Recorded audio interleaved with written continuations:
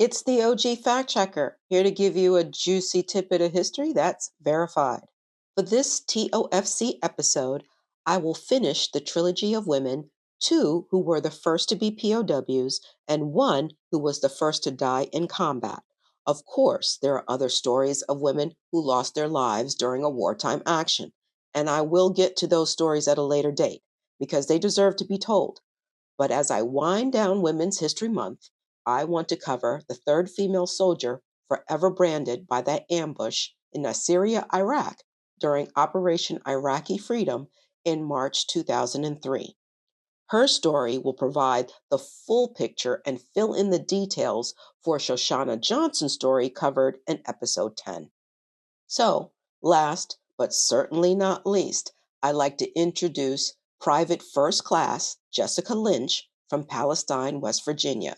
The source I used for this episode is her biography, I Am a Soldier Too, written by Rick Bragg.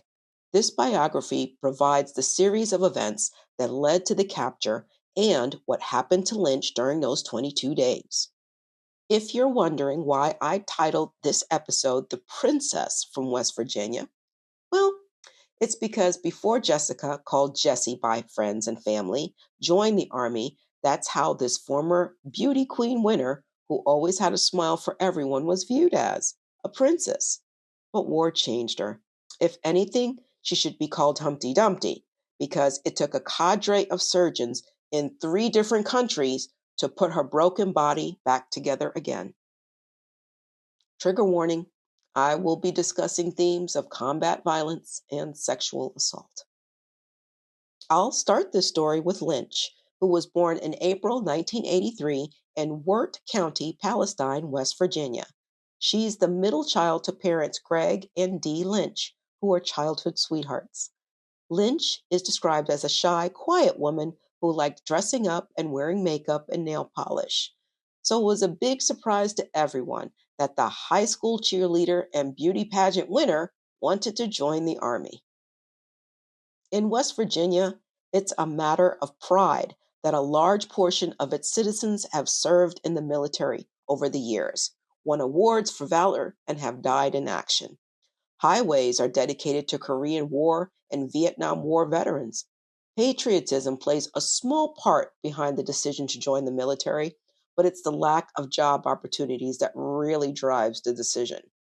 The only options available were factory work, which was rife with nepotism, or fast food joints. The biography also claims the state's high unemployment rates were a factor in the large number of enlistments, but no data is offered to back that up. My research shows that when compared to the rest of the country at the time that Lynch joined in July 2001, West Virginia's rate was low at 5.1%. So I think it's the quality of the opportunities that drove Lynch, her brother and sister, and many others to join the military. After completing boot camp at Fort Jackson in Columbia, South Carolina, Lynch received orders to Fort Bliss, Texas, as a supply clerk. This is where she met her best friend and roommate, Lori Piestawa, who I covered in episode 9. Apparently, these two got along like peanut butter and jelly. They were inseparable. They met each other's families, and Lynch loved playing with Piestawa's young children, who were brought by their grandmother Percy during visits. When rumors began to circulate that their unit might be deployed to Iraq, Lynch was anxious. The 507th was just a supply unit, not a combat unit. Piestawa understood her friend's anxiety, which mirrored her own as a single mother of 2 small children. But an injured shoulder didn't stop Piestawa from petitioning her command to join the deployment. Lori told Jessie she would go with her in this way: you have to, I have to. The 507th Maintenance Company was the tail end of a larger caravan, and it consisted of 64 soldiers in 33 vehicles, including a 1,000-gallon fuel tanker, a 400-gallon water tanker, 5-ton trucks to haul trailers of supplies and spare parts for the Patriots battery, heavy-duty wreckers to tow the big trucks out of the sand, and Humvees. For weapons, the 507th was given M16 assault rifles, a few handheld machine guns, and a 50 caliber machine gun mounted on a 5-ton truck. The soldiers tried to keep their weapons clean, but the blowing sand fouled them almost as fast as they could wipe them clean. The 50 caliber clogged with sand, becoming about as dangerous as a Civil War cannon on a courthouse lawn. They didn't have any grenades, no anti-tank weapons, because after all, this is the supply unit, not the infantry unit. The caravan was in a holding pattern for weeks at a temporary encampment in Kuwait called Camp Virginia. This is where Lynch, Piestawa, Johnson, and 79 other soldiers waited until they got their marching orders. While they're waiting, everyone is subjected to endless poison gas and missile raid drills to make them combat ready. But these drills rob them of sleep so much that people, like Lynch, fight to stay awake. They also deal with sandstorms that blow away sleeping tents in the middle of the night. After finally getting orders, the 507th, with Captain Troy Kent King in command, leave Kuwait and travel southeast into Iraq. King, who had no combat experience, took over the company before it was deployed to Iraq. Orders with directions were given on a CD-ROM at a briefing in Kuwait, along with a handheld GPS system and an annotated map. Using those directions, King highlighted the map with what he believed was the route they needed to take. The instructions were simple for the most part, and they were designed to avoid Nasiriyah, a city filled with Saddam supporters, heavy weaponry, tanks, built burns, and bunkers. The army knew then they could never overtake that city, not even with their best soldiers. As the caravan moves along, the weight of the heavy trucks lose the battle with the sand and red clay, slowing them down to a crawl. Lynch is battling with the 5-ton she's driving. The gearbox is difficult to shift, and with the weight of her cargo, the truck's tires can't grip the sand. Finally, her truck breaks down, and this is when Piestawa picks her up and the soldier she was with in the Humvee. By this time, the supply caravan is far behind, and the battalion commanders tell King they can't wait for all of the 507th to catch up. So, King sends half of the 507th ahead and waits for the remaining 32 soldiers, which include Lynch, Piestawa, and Johnson, and 18 vehicles. Their orders are to continue until they meet up with the rest. Here's the sticky part to the story. As I said, the instructions were simple. However, it isn't clear whether King misinterpreted or forgot the initial directions given to him at the briefing in Kuwait. But the result is that he mapped out directions that took them right through Syria. In his report to the army about this, he stated he believed in error that blue was his assigned route, a navigational error caused by combined effects of the operational pace, acute fatigue, isolation, and harsh environmental conditions. Adding to this calamity is that as the 507th approached the outskirts of Nasiriyah, the Marines who were there didn't stop them when they should have. No explanation has been offered as to why this happened. When they arrived in Nasiriyah, King quickly realized his error and tried to turn the convoy around. He had lost contact with the battalion commanders because of defective communications equipment, so he was on his own. Turning around large trucks proved difficult. One of the trucks ran out of gas, and the soldiers had to surround the truck as a shield while one of the soldiers filled up the gas tank. When told to lock and load, Lynch couldn't because her weapon was jammed even though she cleaned it every day. By the time the convoy was moving again, the enemy fire started from everywhere: doors, windows, rooftops, trenches, built burns, even in the street. Using rocket launchers, grenades, and mortars, the Iraqis took out the trucks one by one. But the packed Humvee kept going with a calm and determined Piestawa at the wheel. Because of the first U-turn and a second missed turn by King, The remaining convoy was split into 3 groups. King, who was in Group 1 with 6 people, managed to get ahead of the other 2 groups to connect with the Marines and get some help. The second group consisted of 10 soldiers who had little firepower to defend themselves and were hiding behind broken down vehicles. Of that 10, only 5 were wounded, by what some soldiers would later attribute to divine intervention. No one in that second group died. The third group, which had been the slowest of all the groups, consisted of 17 soldiers and 10 vehicles. This is the group that Lynch, Piestawa, and Johnson were in. Through all this chaos, the Humvee is still moving, trying to keep up. As trucks become disabled, Piestawa would circle around to offer assistance picking up stranded soldiers and gear until the Humvee was packed to the rafters. Laser focused, Piestawa drives faster, and Lynch, overwhelmed by it all in the back seat, lowers her head between her knees and closes her eyes. To stop the convoy, the Iraqis park a large truck in the road. The tractor trailer ahead of them, the one Johnson was in, receives heavy fire while swerving to avoid the Iraqi truck and runs off the road. One soldier, Private Robert Dowdy, who was in the passenger seat, is believed to have died on impact. The 2 others, Sergeant George Buggs and Specialist Edward Anguiano, either died on impact or were killed by Iraqis. King eventually reaches the Marines. They lock and load and head to Nasiriyah with major firepower. When they get there to rescue the third group, they found 10 bullet-riddled vehicles, no survivors, no wounded, no American dead. The Iraqis had taken them as trophies, the dead and the living.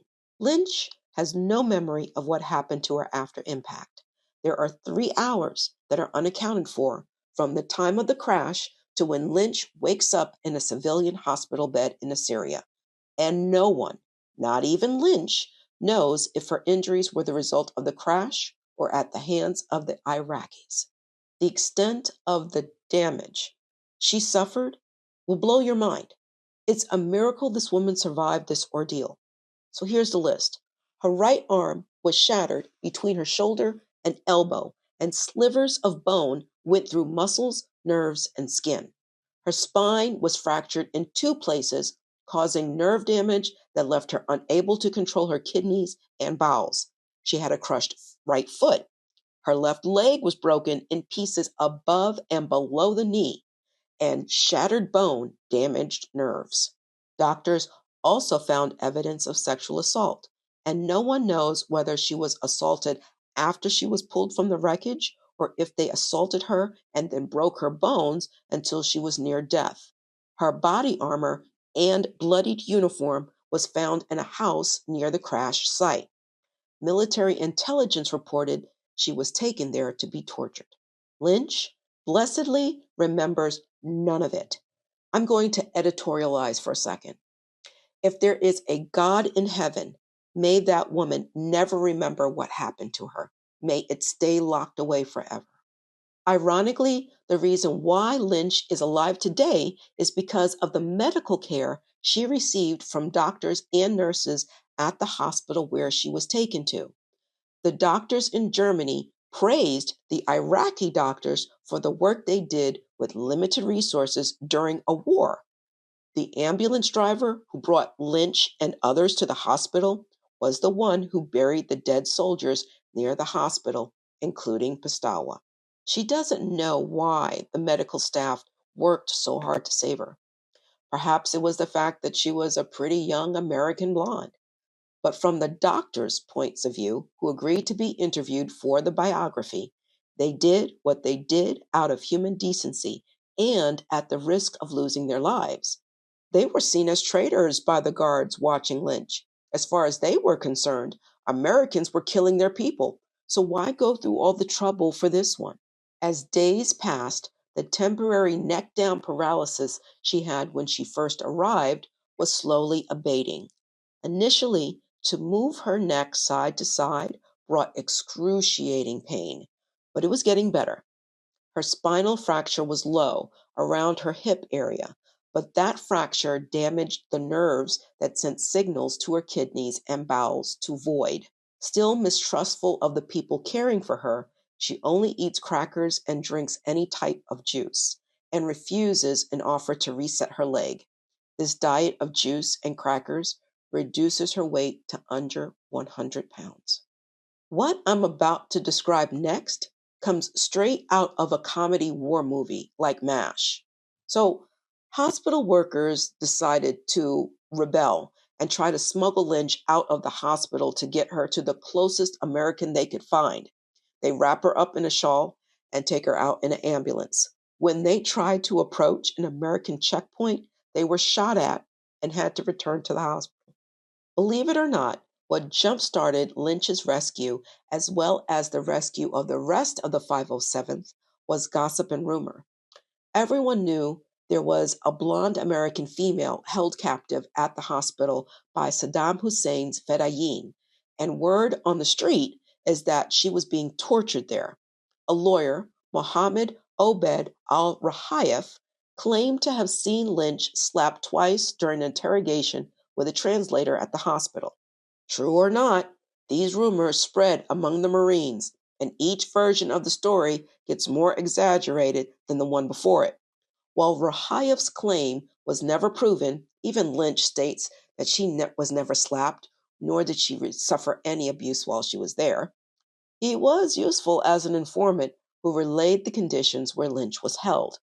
Based on that information, on April 1st, that evening, commandos made up of U.S. Army Rangers, Navy SEALs, Marine, and Air Force combat controllers moved in hot and quick because they also had intel that Saddam's Fedayeen were using the hospital as an outpost, which they were. But they had cleared out by the time the Marines got there, so there was no resistance. They lift Lynch from her hospital bed, wheel her out on a stretcher, and fly her out. Denouement, people.